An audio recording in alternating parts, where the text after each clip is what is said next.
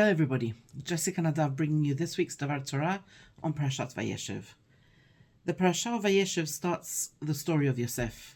I'm sure it's a story we're all very familiar with, so I'm only going to go over it with broad brushstrokes rather than go into any detail.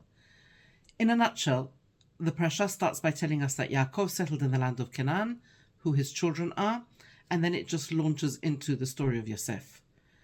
We're told about how Yosef came to his father with tales about his brothers, how Yaakov gave him his famous coat of many colors, how his brothers started to hate him so terribly, and to add insult to injury, how Yosef then shares his dreams with his brothers, and more particularly his interpretation of those dreams of superiority over his brothers, making his brothers hate him even more.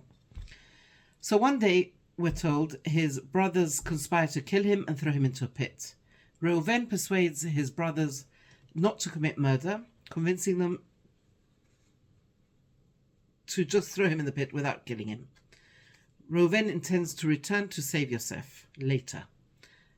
And the story goes, they throw Yosef into the pit, and when the brothers see a caravan of traders, they decide, or Yehuda suggests rather, that they sell Yosef as a slave, and the brothers take Yosef's coat, the famous coat of many colors, and dip it in the blood of a goat to show their father, who assumes he must have been killed by an animal, and he goes into a deep depression.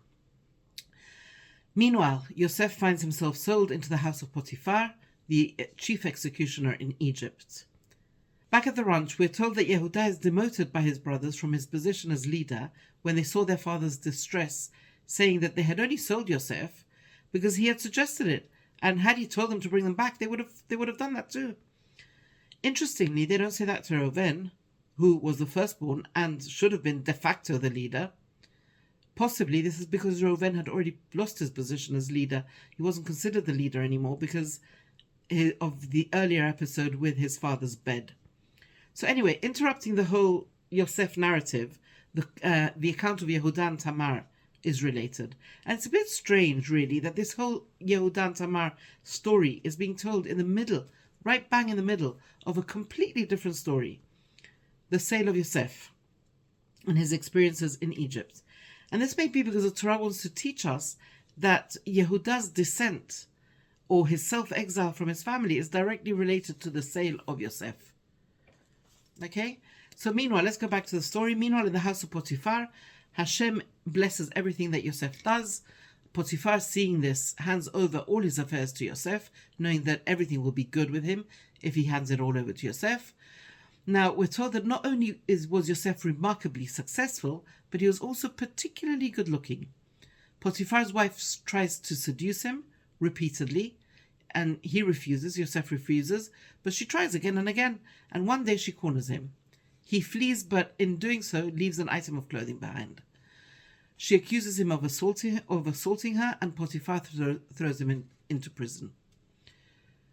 Yosef gains the trust of his jailers, who appoint him to a position of authority in the prison administration. We then have the story of dreams of Paro's butler and baker, who are in prison with Yosef, and whose dreams Yosef interprets correctly. There are many huge issues to be considered in this week's parasha, including dreams and their place in our lives, predestination and free will, passing judgment on others, what the arguments between the brothers were fundamentally about, who is entitled to the birthright and why, did the brothers really sell Yosef? Plus there is a lot of measure for measure, midah geneged midah type punishment in this parasha. I urge you to look at some of these topics. It's incredibly rich. But in order to narrow down this week's Davar Torah, I want to try and continue with the process, with what we've been talking about in the last couple of weeks, which is the process of chosenness. Okay, and carrying the baton of what I've been calling Abraham's Lech Lecha ideology. So each of Yaakov's sons had a specific characteristic or character trait and talents which would be required to fulfill their role in building the Jewish people. Although Reuven was Yaakov's firstborn, Chazal tell us that Yosef was Yaakov's firstborn in thought, meaning that he was the firstborn of the woman Yaakov had really wanted to marry and in fact thought he was marrying. Okay? So moreover, he was identical to his father, in looks. His life paralleled his father's in many, many ways.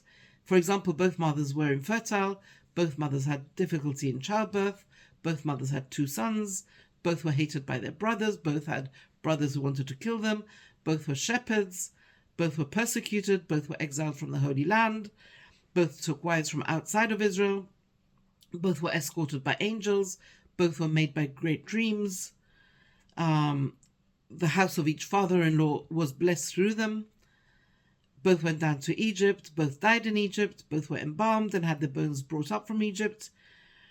Both were lost to their respective fathers for 22 years. Yaakov supported Yosef for 17 years. Yosef supported Yaakov for 17 years. Both fathered children who would later be tribes in Israel.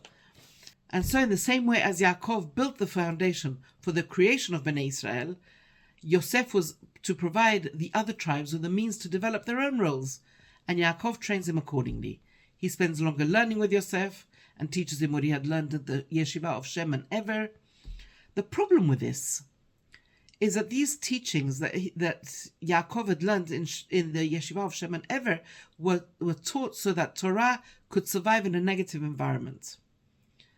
And we know, of course, that Abraham used this to deal with the rest of the world.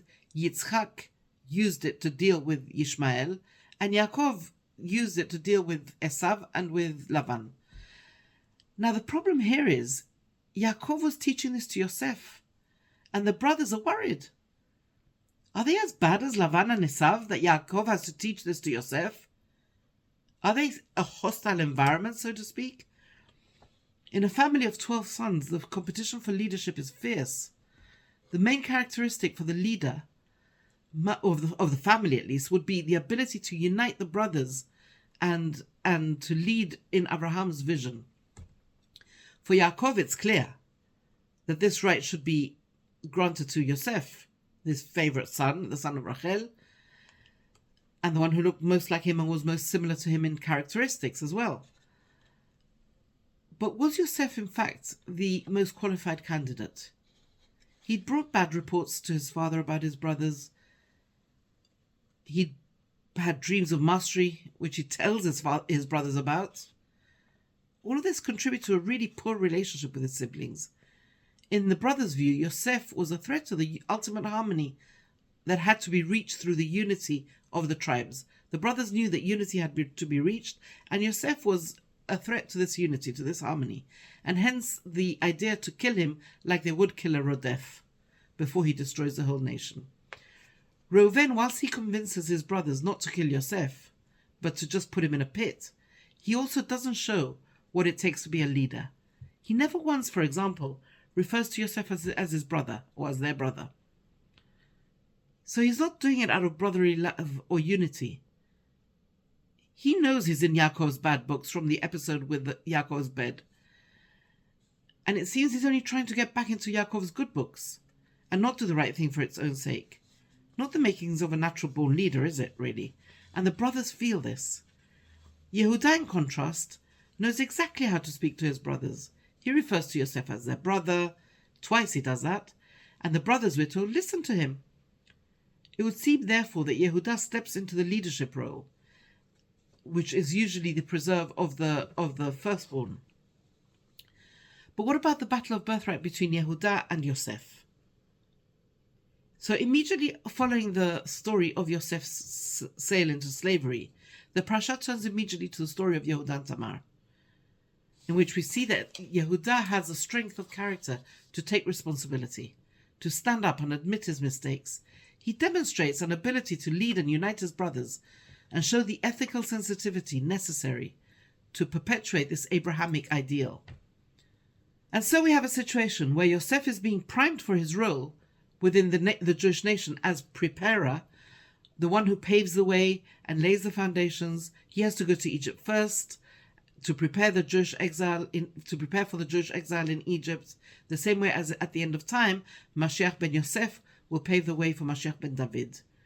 And I think it's really important here to emphasize, and this is very, very important, that Yaakov was the first of the patriarchs to himself have chosen to carry what I call the baton of Lech Lecha. of the Lech Lecha ideology, right?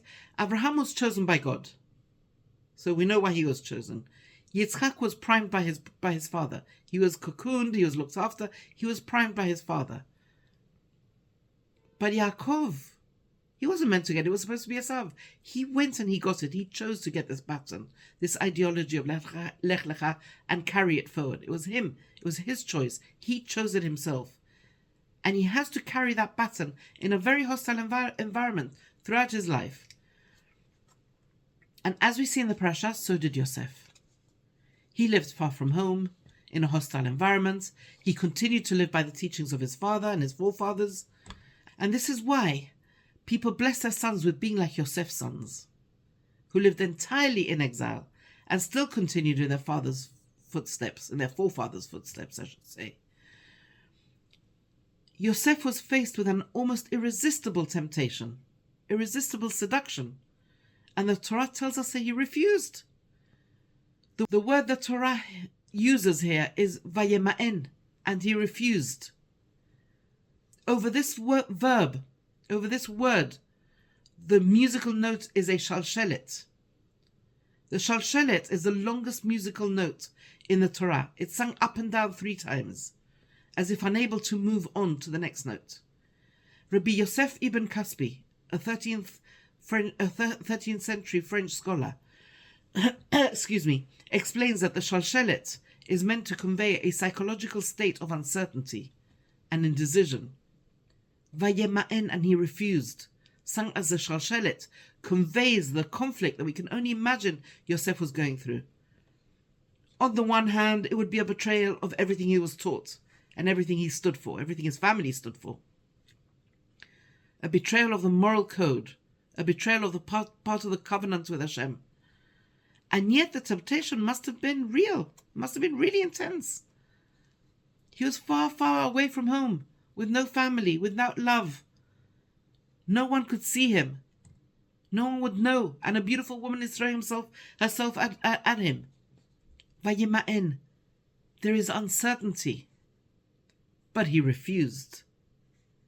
He didn't go through with it. Why not? So the Gemara in Sotah teaches us that the image of his father appeared before him. What does it mean? It says that an image of his father appeared in front of him in a window. The Alshich, a medieval commentator, gives a very powerful answer. Who was Yosef? He was a Jew who had been raised in the house of Yaakov. He had his values, his identity. When it came to the crunch, he had the ability to reach into himself and imagine his father at the window. All that he believed in, all that he stood for would be destroyed if he succumbed to Potiphar's wife. He had a tremendous inner strength that didn't just appear.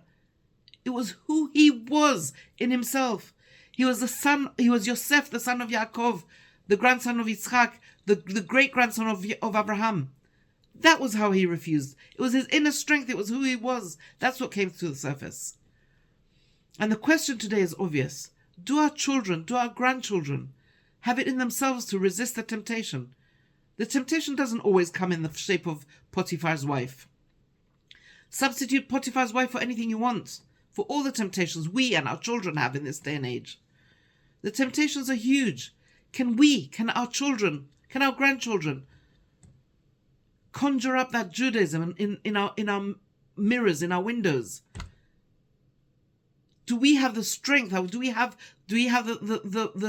we strong enough to bring the memories of beautiful Shabbatot, of Yamim Tovim, of our families, of learning with our teachers, with our families, to have a stronger pull back to our Judaism? If we want to increase the odds that our children and our grandchildren will not be tempted by whatever the seduction speaks to them, we must give them a solid Jewish background from a very young age, and give that through the most powerful transmitter of Torah and tradition, the Jewish home and the Jewish community.